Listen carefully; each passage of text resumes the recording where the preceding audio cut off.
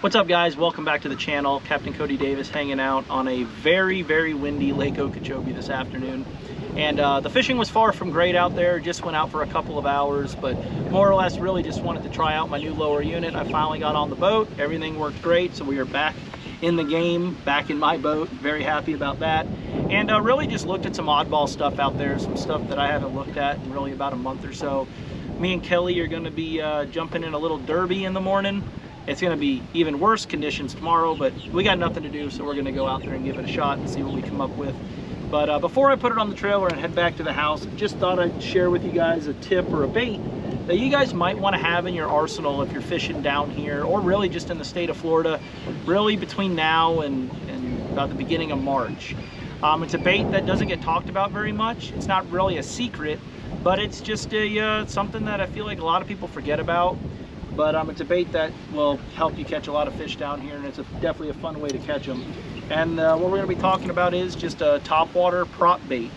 Most of you are probably familiar with the old Devil's Horse. It's Devil's Horse is a staple down here in Florida, especially in and around the spawn, and that's where these prop baits really excel. This is a bait that I really leave at home in the summer months or even in early fall, but when these fish start locking on beds or thinking about spawning, this is just an absolute killer.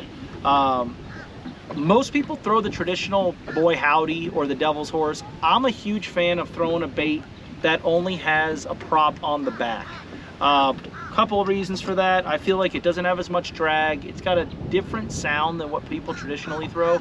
And this is the Yo-Zuri 3D prop. I'm a huge fan of this bait. I like the profile, I like the way it throws, and I just like the action and the sound that it produces. It's got that little clear prop on the back, so this thing has you could pop it aggressively and make it, kind of make a long strip when you pop it, or you could just barely twitch it and that prop will almost just barely spin in place. I do upgrade the hooks on the back, and something I do also do is I put an O-ring on the front and attach a barrel swivel just to prevent line twists.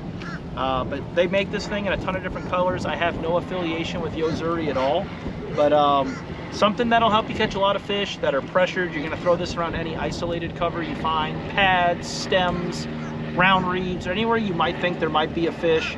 It's subtle, it's a small profile, so it's a topwater bait that they'll hit really when they're not coming after anything else like a frog or a spook. So 6'10", little action, light or medium action rod.